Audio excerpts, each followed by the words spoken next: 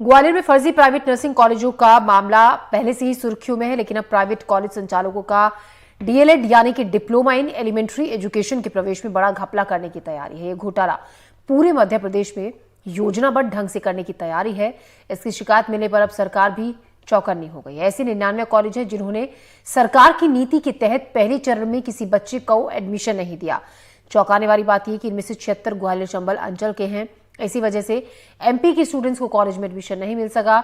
इसके पीछे कॉलेज संचालकों की सोची समझी रणनीति है। सीटें खाली रह जाएं तो प्रदेश के बाहरी राज्यों के बच्चों से मोटी फीस वसूल कर उन्हें एडमिशन दे दें।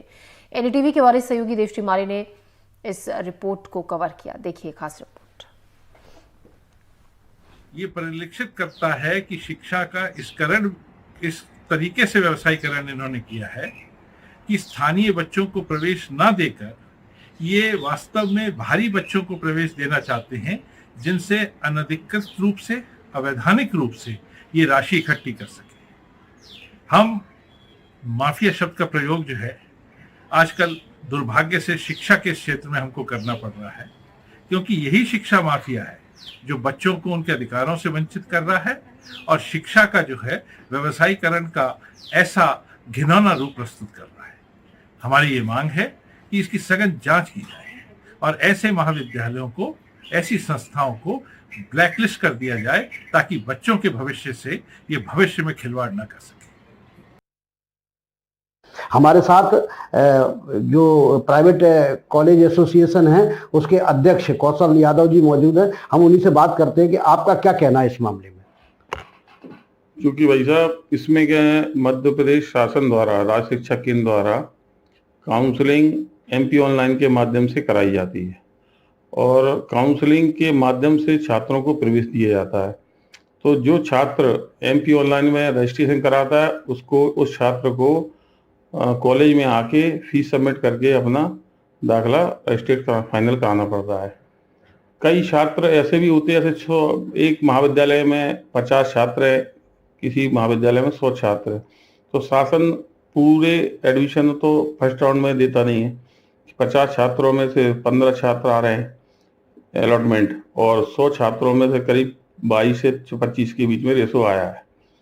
इसमें अधिकतर ये देखा गया है कि जो छात्रों को अलॉटमेंट मिला है उसमें अधिकतर छात्र फीस ना होने के कारण कॉलेजों में दाखिला लेने नहीं आते। अगर शासन, राज्य शिक्षा केंद्र द्वारा निष्पक्ष रूप से जो काउंसलिंग हो रही है, अगर शासन, ऐसे बीएड में भी एक काउंसलिंग का एक जरिया है जो कि शासन अपने स्तर पर उसकी फीस जमा कराता है। 5,000 रुपये, 15-16,000 रुपये फीस अपने वो ऑनलाइन के माध्यम से जमा करा लेता है। उसका एडमिशन निश्चित हो जाता है, सुनिश्चित हो जाता है उसका एडमिशन की। जिसने फीस जमा कर दी उसका फीस फाइनल। डीएड में ऐसा है कि कॉलेज में आकर फीस जमा करता है छात्र। अगर छात्र कॉलेज में फीस आके जमा करेगा तो निश्चित ही कॉलेज को प्रवेश देना चाहिए मेरे हिसाब से।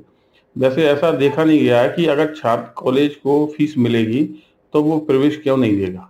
ये अधिकतर ये देखा गया है, छात्रों द्वारा भी शिकायत की जा रही है कि महाविद्यालय प्रवेश नहीं दे रहे, और जबकि अधिकतर कॉलेजों में एडमिशन हुए हैं और संख्या जैसे 16 है तो 3 की रिपोर्टिंग हुई है, 4 की रिपोर्टिंग हुई है। तो ये नोटिस जारी किया गया है, इस मामले में आपका क्या कहना? ये नोटिस जारी जो हुआ है, ये जिन कॉलेजों में जीरो आ रहा है, जिन कॉलेजों में जो अलॉटमेंट हुए उन कॉलेजों में एक भी छात्र की उपस्थिति नहीं हुई है। तो हो सकता है कि इसमें कुछ कॉलेज तो हो सकते हैं कि जिन्होंने नहीं दिया हो प्रवेश। वैसे मुझे लगभग जिस कॉलेज में अलॉटमेंट हुआ है और अगर छात्र कॉलेज में जाता है तो निश्चित ही प्रवेश उसको मिलता है, क्योंकि सीट तो उसकी खाली है कॉलेज में। ये कहा जाता है कि जो बाहर से छात्र आते हैं उनसे मोटी फीस वसूली जाती है ना, ये पहले ही से फीस इतनी बड़ी हुई है।